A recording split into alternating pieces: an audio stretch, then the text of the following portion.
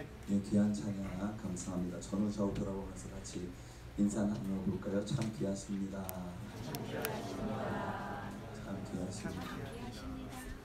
오늘 찬송을 부르다가 눈물이 났습니다. 오늘 찬송을 부르다가 눈물이 난 중요한 이유는 찬송가 가사의 은혜를 받아서가 아니라 제가 노래를 너무 못해서 눈물이 났어요.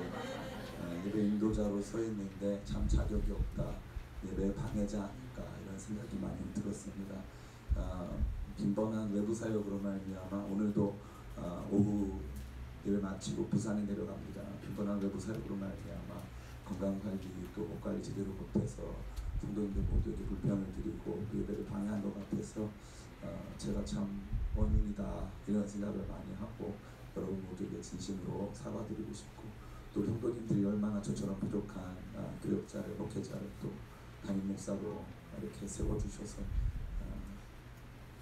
받아들여주고 계신가, 여러분이 인내하고 계신가 생각해 봤을 때 여러분 모두에게 송구하고 감사한 마음 이루 당할 수가 없습니다. 여러분 모두에게 진심으로 감사드리고 또 한편으로 송구하다는 말씀을 드리고 싶습니다. 오늘 말씀 같이 보겠습니다. 우리는 계속해서 하나님 나라에 대해서 생각해 보고 있습니다. 이런 하나님 나라에 대한 말씀들을 지속적으로 나누게 되는 가장 중요한 이유는 세상에는 하나님 나라 중심의 그리스도인과 세상 나라 중심의 그리스도인이 있기 때문입니다. 둘 다 똑같이 그리스도인으로 살아가지만 하나님 나라를 전혀 이해도 못하고 알지도 못하는 그리스도인, 그리고 어떤 사람은 하나님 나라를 보고 그 하나님 나라의 실제 속에 살아가며 하나님 나라를 위하여 살아가는 그리스도인, 그 두 가지 부류의 그리스도인이 극명하게 대비되고 그들이 실제로 존재하기 때문에 우리로 하여금 우리가 어떠한 그리스도인인가를 진단해보고 우리가 어떤 그리스도인이 되어야 하는가를 생각하기 위하여 이 말씀을 지속적으로 나누고 있습니다. 성숙한 교회 생활, 더 나아가 지속적인 말씀 연구, 여러가지 사역에 대한 헌신 뿐만 아니라 세상 역사 흐름에 대한 이해를 가지는 신자가 되기 위해서는 하나님 나라가 어떠한 성격을 가지고 있는지를 명확하게 파악해야 할 필요가 있는 것입니다. 지지난주에 우리는 마태복음 13장에 나타나는 비유들에 대해서 한번 생각해 본 적이 있습니다. 1차적으로 우리가 주목하여 생각했던 부분은 바로 그 비유 그 자체의 특성입니다. 예수님의 비유는 한편으로는 감추어져 있고 다른 한편으로는 드러내는 특징을 가지고 있습니다. 보기는 보아도 깨닫지 못한다 라는 말씀을 통해서 그 간단한 비유 말씀을 듣지만 그 비유의 말씀을 제대로 이해할 수가 없는 측면, 비유가 가지고 있는 이해를 돕는 측면이 아니라 전혀 상반되는, 한쪽으로는 감추고 한쪽으로는 열어서 설명하는 비유의 특성에 대해서 생각해 본 것입니다. 최근 대한민국 최고의 이단이라고 할 수 있는 신천지는 이러한 예수님의 비유 말함이 한편으로는 하나님께 속한 사람들에게는 그 뜻을 밝히고 다른 한편으로는 사탄에게 속한 사람들에게는 그 뜻을 감추기 위한 것이라고 말하고 있습니다. 언뜻 보면 맞는 이야기입니다. 그래서 이러한 이단을 사이비라고 합니다. 사는 유사하다 할 때 비슷할 사자고요. 이는 그러나 라는 역접이고 비는 틀리다, 다르다 이런 뜻입니다. 사이비, 비슷해 보이지만 다른 것이죠. 하나님께 속한 사람들에게는 그 뜻을 알리고 사탄에게 속한 사람들에게는 그 뜻을 감추기 위한 것이다. 이 말을 들어보면 이완 목사님이 하는 얘기나 신천지가 하는 얘기나 제 목소리를 조금만 키워주시겠습니까? 큰 차이가 없어 보인다는 것입니다. 그러나 여기에서 그들이 가진 그릇된 동기가 나타나는데 제 목소리를 조금만 더 키워주셨으면 좋겠어요. 그들이 가진 그릇된 동기가 나타납니다. 하나님께 속한 사람들에게는 밝히시고 사탄에게 속한 사람에게는 감추시는 것이 왜 그렇게 하시느냐라고 신천지한테 물어보면 이렇게 답을 한다는 거죠. 이 군대에 가면은 암구호라는 게 있어요. 암구호. 그래서 이 암구호를 미리 아는 사람들은, 암호를 미리 아는 사람들은 이제 작전을 같이 수행할 수가 있는 것입니다. 그래서 암호를 만든다는 것이죠. 대신에 이 암호가 상대방 적에게 알려지면 안 되기 때문에, 그렇게 되면 적이 공격하거나 혹은 우리의 공격 루트를 알아서 미리 차단할 수 있기 때문에 암호를 쓴다. 그래서 이 비유는 암호다 이렇게 설명하는 것이죠. 근데 참 재밌는 것이 있습니다. 성경에서 사탄이 하나님 말씀을 알았기 때문에 그들이 하나님의 뜻을 방해한 적은 없습니다. 사탄은 하나님의 뜻을 안다고 하나님의 뜻을 적극적으로 방해하거나 공격하거나 해서 하나님의 뜻을 못 이루게 할 수 있는 능력은 전혀 없습니다. 그리고 성경에서도 예수님이 비유로 말할 때 사탄에게 이 비유가 말씀 전해지면 사탄이 이거 듣고 우리 망가뜨린다 한 적이 단 한 번도 없으십니다. 그렇기 때문에 이러한 것은 신천지가 의도적으로 정통교회와 자신의 교회를 구분하여 자신들이 하나님께 속한 것이고 정통교회는 사탄에게 속한 것인 것을 증명하기 위한 도구로 이러한 비유의 특성을 사용하고 있다는 것입니다. 이것은 비유 이해의 가장 잘못된 사용이라고 볼 수 있습니다. 오히려 예수님의 비유 말함은 그 참된 이유를 갖는 것인데, 첫 번째로는 시편 78편을 성취하는 것입니다. 내가 하늘의 비유를 말하겠다 하는, 백성들아 들으라 하면서 왕이 백성들에게 천국의 비유를 설명하는 그 차원을 말하기 위해서 예수님이 그렇게 우리에게 하늘의 비밀을 말씀해 주시는 메시아라는 차원을 증명하기 위한 수단으로 예수님은 비유를 말씀하시는 것입니다. 또한 2차적으로는 예수님께서 제자들에게 그 뜻을 알려주셔서 깨닫게 하려고 하는 목적을 가지고 있습니다. 그래서 마태복음에서 제일 많이 나오는 단어는 깨달았느냐. 저희가 깨달을 때에 옥토밭에 있다는 것은 무엇입니까? 좋은 밭에 있었다는 것은 말씀을 듣고 깨달았다는 것입니다. 마태복음은 그것을 굉장히 강하게 드러내고 있습니다. 비유를 말씀하시는 예수님이 유일한 구원자 메시아가 되시고, 예수님과 예수님의 가르침을 통해서 참다운 깨달음을 얻은 사람들이 바로 천국 백성이라는 것을 말씀하기 위해서 예수님께서는 이 첫 번째 비유, 씨 뿌리는 자의 비유를 말씀하신 것입니다. 오늘은 나머지 6가지 비유를 통해 천국의 성격을 보다 깊이 알아가기를 원합니다. 아무쪼록 우리 성도님들 모두 하나님 나라와 관련된 비유의 말씀들을 바르게 이해하고 깨달으심으로 말미암아 이 땅 가운데 하나님 나라를 보게 되는 귀한 일이 되기를 예수님의 이름으로 축원합니다. 가장 중요한 씨 뿌리는 자의 비유 이후에 예수님께서 천국의 성격과 관련된 내용을 비유로 말씀하시는데, 그 비유는 총 6가지입니다. 우리가 이 마태복음 13장에 나오는 비유를 7가지라고 생각할 수 있습니다. 예, 맞습니다. 7가지입니다. 그런데 그 중에 한 가지, 씨 뿌리는 자의 비유는 천국에 대한 비유가 아니라 천국 말씀에 대한 비유입니다. 그래서 그 씨 뿌리는 자의 비유는 나머지 6가지 비유를 듣는, 혹은 그 이후에 등장하는 비유의 말씀을 듣는 그 내용을 보여주는 것이고, 6가지가 천국에 대한 직접적인 비유가 되는 것입니다. 그것은 4가지의 중요한 특성으로 구분할 수가 있습니다. 첫 번째는 하나님 나라의 점진성입니다. 하나님 나라의 점진성을 보여주는 비유는 바로 겨자씨의 비유와 누룩의 비유라고 할 수 있습니다. 겨자씨의 비유가 나와 있는 말씀을 같이 한번 읽어봤으면 좋겠습니다. 31절입니다. 오늘 본문 31절 같이 읽겠습니다. 시작. 또 비유를 들어 이르시되 천국은 마치 사람이 자기 밭에 갖다 심은 겨자씨 하나 같다. 32절. 이는 모든 씨보다 작은 것이요 자란 후에는 풀보다 커서 나무가 되며 공중의 새들이 와서 그 가지에 깃들이느니라. 아멘. 이 겨자씨 비유의 핵심은 무엇일까요? 매우 단순합니다. 따라해볼까요? 겨자씨가 작다. 예, 그 이상의 의미는 결코 존재할 수 없습니다. 겨자씨 비유의 핵심은 겨자씨가 작다라는 것입니다. 이것을 예수님께서는 지속적으로 말씀하셨고, 마가복음 4장 31절에서도 겨자씨 하나가 같으니 땅에 심길 때 땅 위의 모든 씨보다 작은 것이거든. 겨자씨가 특징하는, 겨자씨가 비유하는 가장 중요한 의미는 그것이 작다는 데 있습니다. 겨자씨를 다른 차원으로 이해하는 것은 전혀 올바른 해석이 될 수 없다는 것입니다.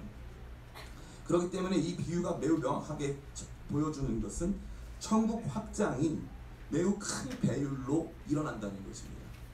굉장히 작은 것이 거의 나무에 준하는 수준으로 자란다. 일반적인 숲풀보다는 훨씬 커지고 나무에 준하는 수준으로. 알려진 바에 따르면 겨자씨는 3.5m까지 자랄 수 있습니다. 가장 큰 이 나무는 3.5m까지 자랄 수 있습니다. 사실 나무가 3.5m는 큰 겁니까? 작은 겁니까? 굉장히 작은 거죠.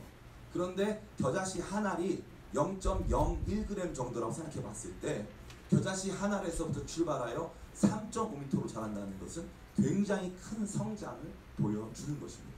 그래서 이 비유는 겨자씨가 작은 것으로부터 출발한다는 것을 명확하게 보여주는 것입니다. 뿐만 아니라 누룩의 비유 역시도 마찬가지입니다. 누룩은 빵에 들어가서 이 빵 반죽 전체를 부풀게 한다는 것이죠. 그래서 이 겨자씨와 누룩의 비유는 다른 차원으로 해석될 수 있는 경우의 수가 전혀 존재하지 않고 매우 작은 것이 큰 것에 영향을 미치거나 매우 작은 겨자씨와 같은 하나님의 나라가 매우 크게 번성하는 것을 상징한다는 것입니다. 신천지는 이와 관련하여 이렇게 해석합니다. 겨자씨는 하나님 말씀이고 겨자씨가 하나님 말씀이라고 되어 있는 부분이 있습니까? 없습니까? 없습니다. 이것을 오해하는 중요한 이유가 무엇이냐 하면 앞에 등장했던 씨 뿌리는 자에 비유해서 씨 뿌리는 자가 뿌린 씨는 하나님 말씀이 맞습니다.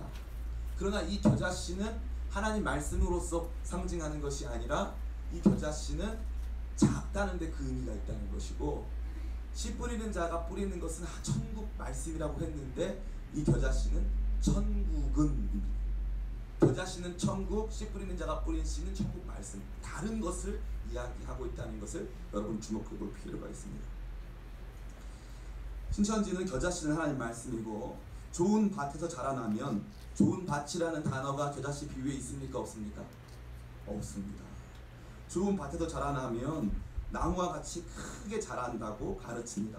뿐만 아니라 여기에 새가 깃들이는데 그 새는 성령이라고 가르치고 있습니다. 이 새가 성령이라고 나온 것이 있습니까? 없습니까? 존재하지 않습니다. 그래서 이 나무는 성령이 깃드는 생명나무라고 가르칩니다. 이것은 예수님이 전혀 의도하지 않은 것입니다. 여기에서 한 발자국 더 나가서 신천지는 사탄에 속한 사람들이 뿌리는 씨, 잘못된 말씀의 씨, 그것을 바로 정통교회가 가르치는 말씀의 씨가 나쁜 밭, 다시 말해서 나쁜 정통교회에서 열매 맺고 자라나면 그것은 나쁜 나무, 선악나무가 되고 사탄의 씨가 돼서 나무를 이루는데 선악나무가 되고 더러운 새들이 깃들이는 바벨론이 된다고 가르칩니다. 이것은 왜 그럴까요? 이것은 비유 자체가 보여주고자 하는 뜻이 아니라 비유에 나와 있는 세부사항을 자의적으로 해석한 것입니다. 비유에 나와 있는 세부사항을 성경 전체를 통틀어서 갖다 붙이기를 한 것입니다. 그래서 이 두 가지의 모습, 첫 번째 시작한 출발점은 다른 것이 아니라 천국의 비유는 누군가에게는 감추이고 누군가에게는 열려지는데 감추인 것은 정통교회고 열려진 것은 신천지다. 이 두 가지 패러다임 속에서 저와 여러분에게 이 겨자씨의 비유, 너무나도 명확한 내용을 담고 있는 이 겨자씨의 비유를 두 가지 차원으로 해석하게 만든다는 것입니다. 목사님, 주일 아침부터 왜 강의를 하십니까? 목사님 왜 이 얘기를 왜 들어야 됩니까? 무서운 얘기를 하나 드리자면 우리 교회 신학생 중에 한 명이 신천지 이 비유의 말씀 듣고 신천지 다녀왔어요. 우리가 생각했을 때 나는 미혹되지 않을 거야. 나는 괜찮을 거야. 제가 최근에 정도 캠프라는 캠프를 개최했는데 그 캠프에 한 자매가 자기가 선생님으로 섬기겠다고 왔어요. 제가 물어봤어요. 너는 왜 이 정도 캠프 선생님으로 섬기고 싶냐? 그 자매가 하는 말이, 그 자매 집이 파주 문산인데 그 자매가 하는 말이 뭐냐 하면 자기가 신천지에 끌려갔다 왔다는 거예요. 그런데 자기는 잘 믿는 줄 알고 따라가서 거기서 하나님 말씀 보고 진짜 그러네 하고 따라갔더니 자기도 모르는 사이에 신천지가 돼 있었다는 거예요. 우리는 하나님 말씀에 대한 정확한 이해가 없으면 얼마든지 사람들이 여러분을 현혹시켜서 잘못된 방향으로 막 나갈 수가 있는 사람들입니다. 그 인정, 나는 겸손하게 말씀을 배워야 하는 사람이라고 하는 그 제자, 천국 제자의 자기 정체성이 없으면 우리는 얼마든지 신천지 혹은 하나님의 교회 같은 교회 혹은 그 외 기타 다른 이단들에 빠져서 우리 인생을 넘어서서 우리 자녀들의 삶 통째로 망가뜨리는 사람들이 되기가 너무 쉽다는 것입니다. 이 간단한 겨자씨의 비유 하나도 우리가 이렇게 풀고 저렇게 풀면 사람들이 거기에 현혹된다는 거예요.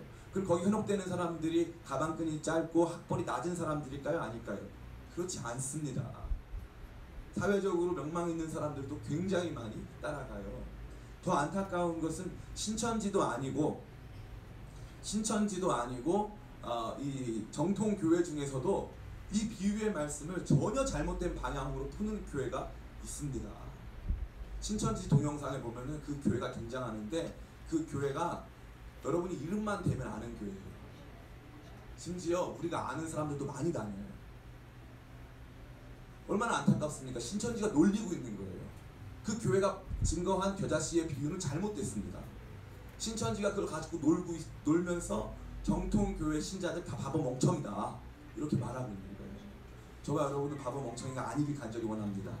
하나님 말씀에 탁월하고 말씀에 지혜롭고 천국 백성으로 천국 말씀을 듣게 돼서 주님께서 물어보세요. 너희가 깨달았느냐? 예, 주님, 우리가 깨달았습니다. 할 수 있는 저와 여러분 되시기를 예수님의 이름으로 축원합니다. 이 신천지는 이러한 방식으로 저와 여러분을 잘못된 진리의 세계로 인도하고 있습니다. 겨자씨의 비유, 누룩의 비유는 100% 하나님 나라의 점진적 확장, 하나님 나라가 더 큰 영향을 발하게 될 것인 것을 저와 여러분에게 보여주고 있습니다. 두 번째 비유들에 나타난 천국의 성격은 하나님 나라의 가치입니다. 그것은 밭에 감추인 보화의 비유와 진주장사의 비유에 잘 등장하고 있습니다. 같이 한번 읽어보기 원합니다.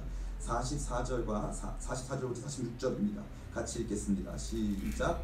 천국은 마치 보화와 같은 사람의 일을 발견한 후 숨겨두고 기뻐하며 돌아와서 자기의 소유를 다 팔아 그 밭을 사느니라.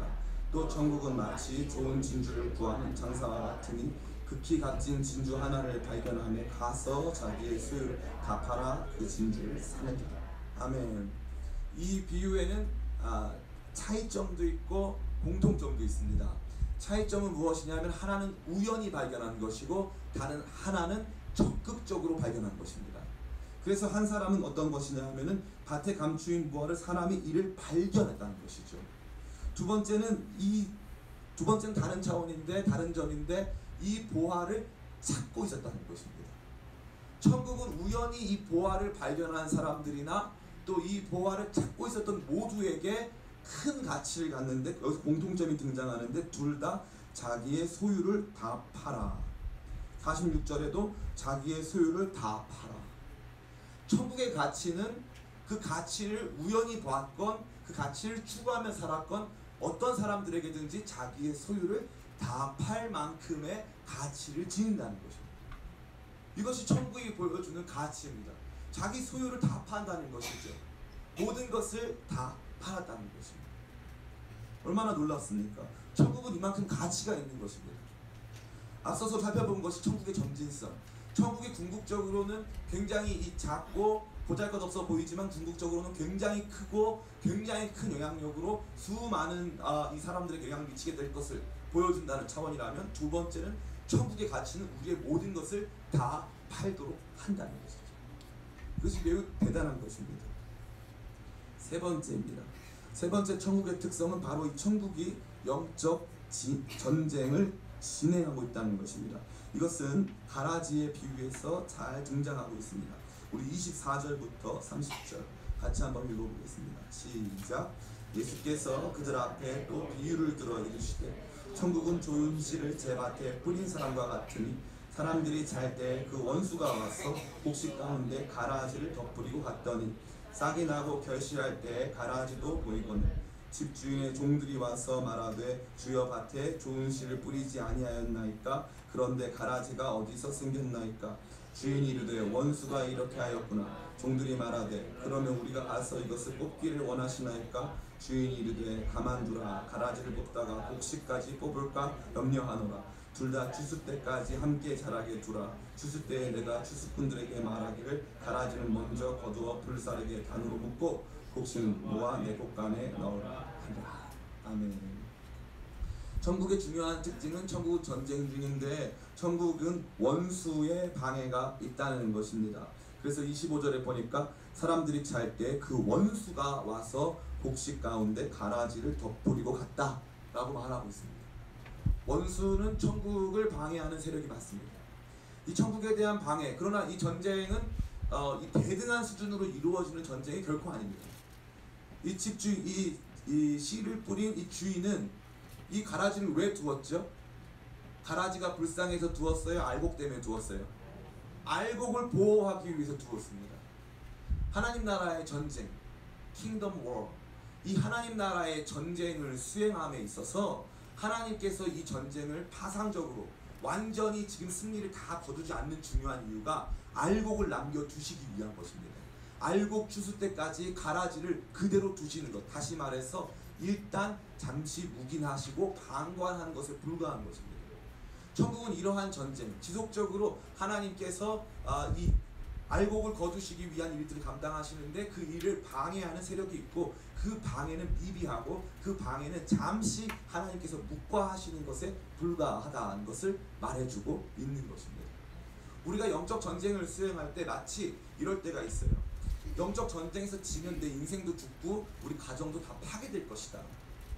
그것은 우리 구원을 통째로 흔들고 우리가 가지고 있는 믿음 자체가 다 흔들려서 결국 내가 망하고 죽게 될 것이다. 원수에 의해서 내가 죽게 될 것이다. 그렇지 않습니다. 내 주는 강한 성이요 방패와 병기 되시니 큰 환난에서 우리를 구하여 내시게 됩니다. 우리가 믿는 주 예수 그리스도께서는 지금 이 전쟁을 완전히 승리하지 못하셔서 가만히 계신 것이 아닙니다. 여러분 삶의 슬픔과 아픔뿐만 아니라 전 세계적으로 일어나고 있는 수많은 반천국적인 반그리스도적인 일들을 묵과하시고 그것을 잠시 방관하시는 중요한 이유는 저와 여러분을 보호하실 뿐만 아니라 장차 돌아오게 될 천국의 알곡들을 보호하시기 위해 방관하시는 것에 불과하는 것입니다. 그러나 그럼에도 불구하고 원수의 지속적인 방해가 있습니까? 없습니까? 있습니다. 우리가 이러한 영적 전쟁에 대한 잘못된 그릇된 이해를 하게 되면 이 도림동에 있는 성락교회와 비슷한 이 신앙을 갖게 됩니다. 성락교회의 신앙은 무엇이냐면 감기도 귀신이 주는 거고 무좀도 귀신이 주는 거고 다 귀신이 주는 거예요. 남편이 바람 피는 거 귀신이라는 거예요. 다 귀신이라는 거예요. 그래가지고 귀신 못 이기면 결국 다 죽는 거다. 다 파괴된다. 그렇지 않습니다. 우리 주님은 우리를 그렇게 두지 않습니다. 주님 끝날까지 우리를 보호하시는 줄 믿습니다. 감기는 우리가 몸 관리를 안 해서 걸립니다. 무좀은 치료를 안 받아서 걸립니다.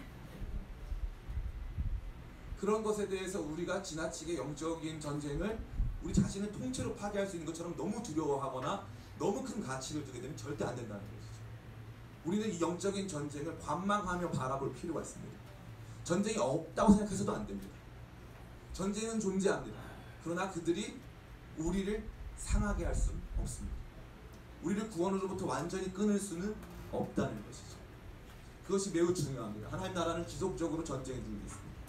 이 부분을 신천지는 또 잘못 이해합니다. 그래서 뭐라고 말하냐 하면 이렇게 말을 하는 것이죠. 밭은 교회를 말하는 것이고 교회에는 알곡과 가라지를 심는데 기성교회는 가라지고 신천지는 알곡이다. 이렇게 해석하는 거죠. 그 해석이 어디 등장합니까? 안 등장하죠. 그럼 밭은 진짜 교회일까요? 그렇지 않습니다. 주님께서 특별히 이 가라지 비유가 오해되지 않게 하기 위해서 이 마태복음 13장에 등장하는 총 3가지의 비유에 대하여서 주님께서 비유풀이를 직접 하셨어요. 첫 번째는 씨 뿌리는 자의 비유풀이를 직접 하셨고, 두 번째는 가라지 비유풀이를 직접 하셨고, 세 번째는 그물 비유풀이를 직접 하셨습니다. 비유풀이를 직접 했기 때문에 비유를 풀이해준 주님의 말씀만 들으면 그 말씀을 깨달을 수가 있어요. 근데 우리가 그 말씀에 주목하지 않으니까 신천지가 갖고 노는 대로 넘어갈 때가 너무 많다는 것이죠. 36절에 보면 37절에 보면 이렇게 되어 있습니다. 37절과 38절입니다. 앞에 화면이 준비가 안 돼 있어요. 제가 읽어드리겠습니다. 대답하여 이르시되 좋은 씨를 뿌리는 이는 인자요 밭은 세상이요 좋은 씨는 천국의 아들들이요 가라지는 악한 자의 아들들이요. 천국의 아들, 악한 자의 아들만 들으면 맞는 것 같은데 밭이 교회라 그랬어요? 세상이라 그랬어요? 세상이라. 그럼 영적 전쟁은 교회에서만 있어요? 세상에서도 있어요? 세상에서도 있어요. 이 천국 하나님 나라를 바라보는 사람들은 세계 역사를 바라볼 때 하나님 나라 역사의 관점으로 볼 수 있는 안목이 생기는 거죠.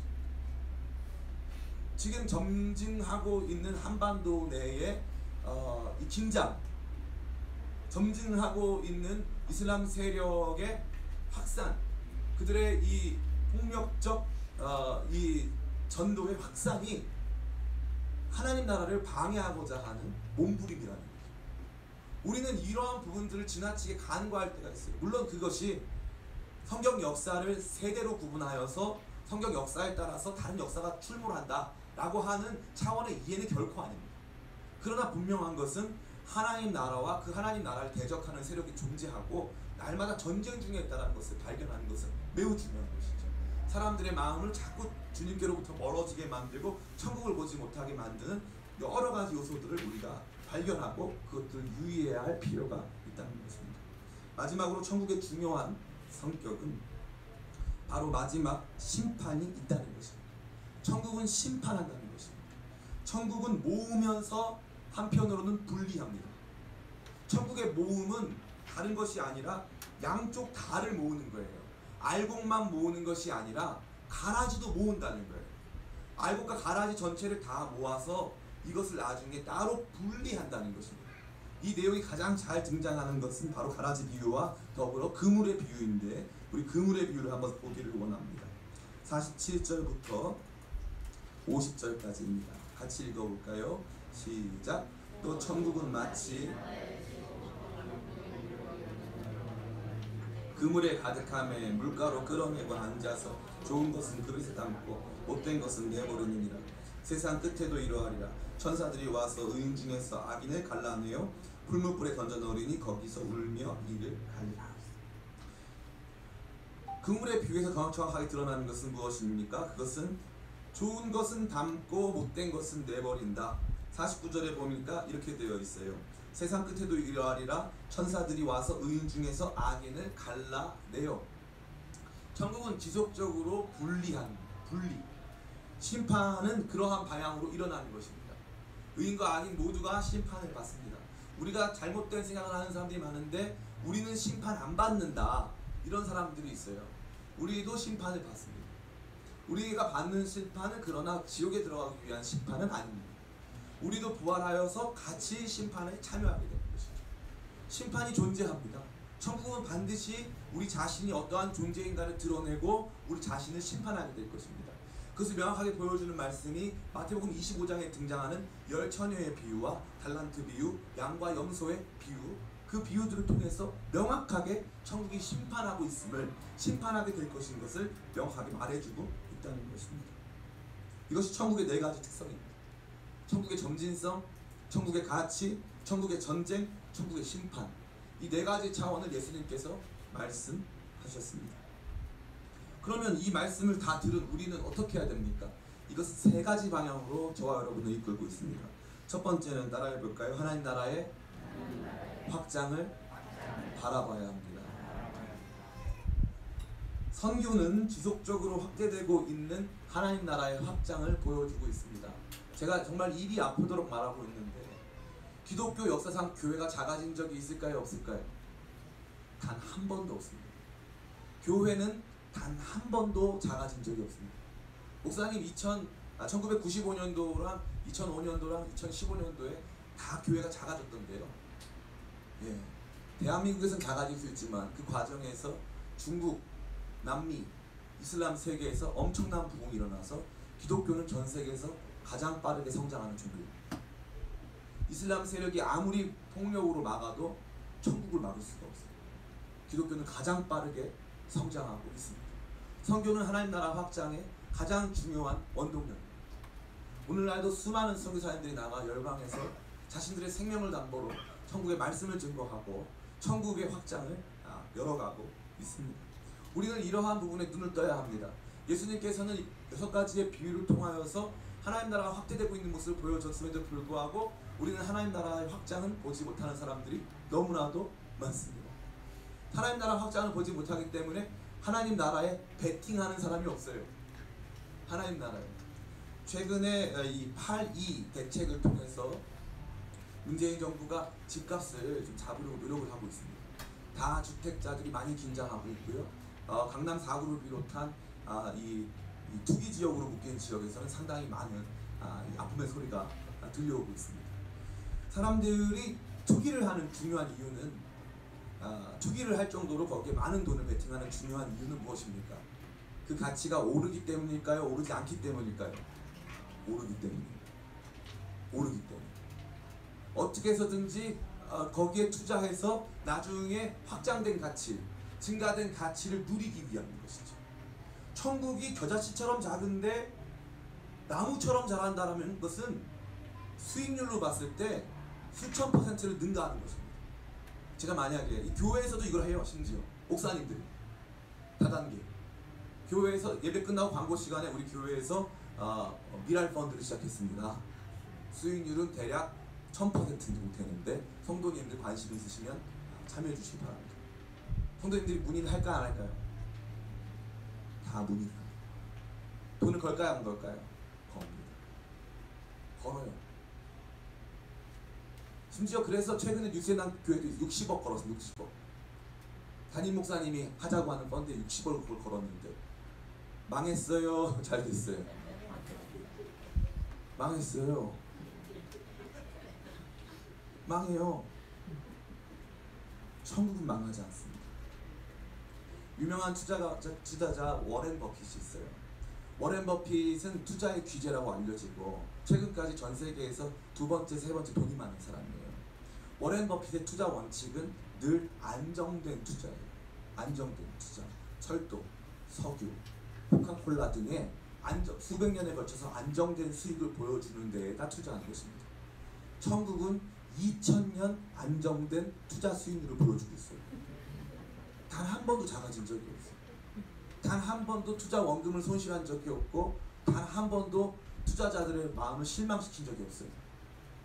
그런데 누구도 많은 성도님들은 최근 들어서 천국에 투자하기를 망설이고 있어요. 천국 투자가 어떠한 가치인가를 발견하지 못해서요. 그것은 2가지인데 하나는 목회자들이 천국의 가치를 발견하도록 만들어준 적이 없고 2번째는 성도들이 천국의 가치를 발견할 만큼 탁월하고 열정 있는 진주 장사인 적이 없어서 그렇습니다. 천국의 점진적 확장, 천국의 지속적인 확대를 우리가 바라본다면 우리 자신의 삶은 그 천국에 우리의 시간과 열정과 우리 에너지들을 투자하고 있어야 한다는 것입니다. 2번째는 아까 방금 설명드린 대로 천국의 가치에 눈을 떠야 한다는 것입니다.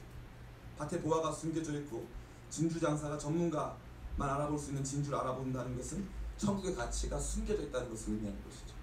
비전문가들에게 숨겨져 있고 또 밭으로 통하여서 숨겨져 있다는 것입니다. 숨겨진 천국의 가치를 알아보기 시작하면 그 다음부터는 자동으로 자기의 모든 소유를 다 드린다는 것입니다. 수많은 사람들이 아프가니스탄이나 이슬람 과격단체가 존재하는 곳의 선교를 무지한 것으로 혹은 그것을 무모한 것으로 여기는 사람들이 굉장히 많이 있습니다. 제가 질문하고 싶어요. 100년 동안 물론 최근 한 50년 동안 이슬람 단체에 가서 그 나라 사람 말고 선교사가 가서 죽은 인원과 에베레스트 산에 올라가다 죽은 인원 중에 비교한다면 어느 쪽이 많을까요? 에베레스트 산 쪽이 훨씬 많습니다. 훨씬 많아요. 사람들이 에베레스트 산 간다 그러면 뭐라고 하면 박수치고 환영해주고 심지어 그걸 후원해주는 회사도 있고 나라에서 격려해요. 에베레스트 산 가는 거 위험합니까? 안 위험합니까? 위험하죠. 그거 가면 우리가 잘 되는 거예요? 자기가 잘 되는 거예요? 자기가 잘 되는 거예요. 근데 에베레스트 산 가는 거는 가치가 있는 일이라고 사람들이 여겨요. 그 개인에게만 가치 있는 일인데 가서 죽을 수도 있는데 사람들이 또 바보같이 찾아 죽었다는 말 하는 사람 별로 없어요. 많은 재정을 투여하고 많은 사람들의 생명을 앗아가는 일임에도 불구하고 왜 그럴까요? 선교의 가치는 보지 못하고 산에 올라가는 가치는 본다는 거죠. 얼마나 어이가 없습니까? 베어 그릴스라는 사람이 있어요. 생존 법칙을 가르쳐주는 사람입니다. 이 사람은요, 최근에 어떤 일을 했냐면은 이 에베레스트 산을 거꾸로, 낙하산을 타고 패러글라이딩해서 거꾸로 올라가는 일을 했어요. 사망 확률이 굉장히 높습니다. 사람들이 그거 보고 박수 쳐요. 우리가 다 좋아하는 병만족의 김명반 족장은 스카이 다이빙 하다가 척추가 부러졌어요. 사람들 그거 진짜 무식한 사람이네, 무모하네, 아무도 없어요 그런 사람. 대단하다, 멋있어. 선교를 위해 자기 삶을 드리는 사람은 2000년 동안 수익률이 줄어든 적이 없는, 누가 봐도 안정적인 투자를 위해 자기 전 소유를 드렸고 하나님 나라에서 면류가 높고 칭찬받을 일을 위해서 가는데, 심지어 성도들 자신도 그 일의 가치를 몰라서 거기 가는 사람 무모하다고 합니다. 제가 그 말 들을 때마다, 사실은 제가 우리 교회를 떠나서 제가 이제 이 겨울철마다 많은 교회 청년들을 이끌고 가지 않습니까? 이번 겨울에는 40명을 이끌고 가는데 갈 때마다 답답한 일이 너무 많아요. 믿음 없는 부모가 방해하는 건 괜찮아요. 그럴 수 있죠. 당연히 그럴 수 있죠. 왜냐면 가치를 모를 수 있으니까. 믿음 있는 부모까지 그 일들의 가치를 모르는 사람들이 너무나 많다는 거죠. 짐 엘리엇이라고 하는 사람이 있었습니다. 이 사람은 시카고, 일리노이에 있는 시카고의 이 휘튼 대학교를 다녔어요. 장학생으로 입학했을 뿐만 아니라 일리노이 주 대표 레슬링 선수였고 아주 공부를 잘하는 탁월한 학생이었어요. 1950년대에 이 사람이 친구들과 함께 아우카 부족이라고 하는 식인 부족에게 복음을 전하러 들어갑니다.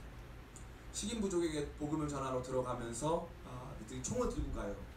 근데 그 사람들이 실종되고 5일 후에 시신이 발견됐는데 총이 같이 발견됐습니다. 식인 부족들이 이 사람들을 죽였는데 총이 발견이 됐는데 총알이 그대로 있었어요. 총을 쐈다는 거예요, 안 쐈다는 거예요? 안 쐈다는 거죠. 이 사람이 쓴 이 짐 엘리엇이 쓴 전능자의 그늘이라고 하는 책이 있습니다. 여러분 성도님이 되셨다면 성경만 읽지 마시고 이러한 위대한 신앙서적 좀 읽으시길 바랍니다. 이 아우카 부족의 그 다음 해에 누가 들어가냐면 그 부인인 엘리자베스 엘리엇이 들어가요. 그래서 거기에서 6년 동안 인생을 바친 헌신적인 사역을 합니다. 참 재밌던 게 이 아우카 부족은 남자는 죽이는데 여자는 안 죽여요. 처음부터 엘리자베스가 들어왔으면 됐어요. 그걸 몰랐어요. 들어가서 6년 뒤에 그 아우카 부족이 대부분 회심해요. 그리고 많은 사람들이 이 엘리자베스 엘리엇을 굉장히 추앙합니다. 근데 엘리자베스 엘리엇이 이제 미국으로 다시 돌아가려고 하니까 물어보는 거예요. 당신은 왜 여기에 있습니까? 왜 여기 왔습니까? 왜 우리 부족에 와서 우리한테 도움을 주셨습니까? 하니까 그때 엘리자베스 엘리엇이 이렇게 말하는 거죠. 내 남편은 당신들이 7년 전에 죽인 짐 엘리엇입니다.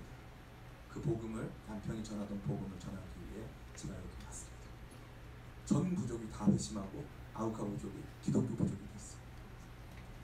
우리에게 있어서 이것은 진짜 바보 같은 일로 보일 수 있고 위대한 몇 사람의 이야기로 들릴 수 있는데, 그래서 엘리자베스 엘리엇이 쓴 책은 창끝, End of Spear, 창끝라는 책이고, 이 짐 엘리엇이 쓴 글은 전능자의 그늘이라는 글인데 전 세계 모든 그리스도인이 읽는 글이에요.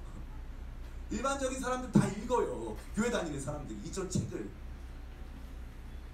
거기에 이런 글이 있어요. 뭐라고 읽느냐? 영원한 것을 위해 영원하지 않은 것을 버리는 사람은 바보가 아니다. 천국의 수익률을 바라보고 진단해 본 다음에 천국을 위해서 나 자신을 드릴 수 있겠다라고 생각하는 사람들은 바보여서, 무식한 사람들이어서 자기 삶을 드리는 것이 결코 아니라는 것입니다. 저는 우리 사랑하는 성도님들 모두가 이 천국의 가치를 발견하고 함께 이 일들을 향하여서 우리의 삶을 헌신하게 되기를 예수님으로 축원합니다. 마지막 세 번째는 이러한 천국이 현재 전쟁 중이기 때문에 우리는 끝날 심판 때까지 깨어 있어야 한다는 점입니다. 천국의 열매 맺는 사람으로 살지 않고 그저 이 땅에 속한 것에 만족하는 사람으로 살아간다면 끝날 우리가 분리되어 분리되어 갈라지나 내버려지는 못된 바다 생물이 될 수 있다는 것입니다. 이러한 긴장이 나타나는 마태복음 25장 열처녀의 비유, 달란트의 비유, 양과 염소의 비유를 통하여 우리의 삶이 늘 주님 앞에서 깨어있는 인생 되시기를 예수님의 이름으로 축원합니다. 이제 말씀 마칩니다. 말씀 다 듣고 나시니까 어떠십니까? 깨달아지십니까? 이 질문은 바로 예수님이 제자들에게 하신 것입니다. 다 깨달았느냐? 하니까 제자들이 뭐라고 했냐면 예 그러하오이다 했어요. 다 깨달았어요. 깨닫는 것이 너무나도 중요한 것입니다. 그분의 말씀을 순전하게 듣고 예수님께서 말씀하신 데까지만 생각하고 예수님께서 풀어주신 것을 근본으로 하여 이 천국의 비유의 말씀을 깨닫기 시작하면 천국의 점진점 확장, 천국의 가치, 천국의 전쟁, 천국의 심판을 발견하게 되고 그것을 진심으로 마음에 깨닫게 되면 우리의 삶을 점진적으로 확대되는 천국을 위해 드리고 우리 삶을 통째로 바꿀 수 있는 천국의 가치를 위해서 우리 것을 드리기 아까워하지 않을 뿐만 아니라 전쟁 중인 천국을 바라보면서 늘 깨어있고 그 방 가운데 그 심판 때에 의롭다 인정받는 그리스도인이 될 수 있다는 것입니다. 옆사람 같이 바라보면서 고백해 볼까요? 천국에서 꼭 나는 당신을 보기 원합니다. 이 비유의 말씀 잘못 해석해서 천국에서 못 보는 성도님들 한 분도 없게 되기를 예수님의 이름으로 축원합니다. 찬양 하나 같이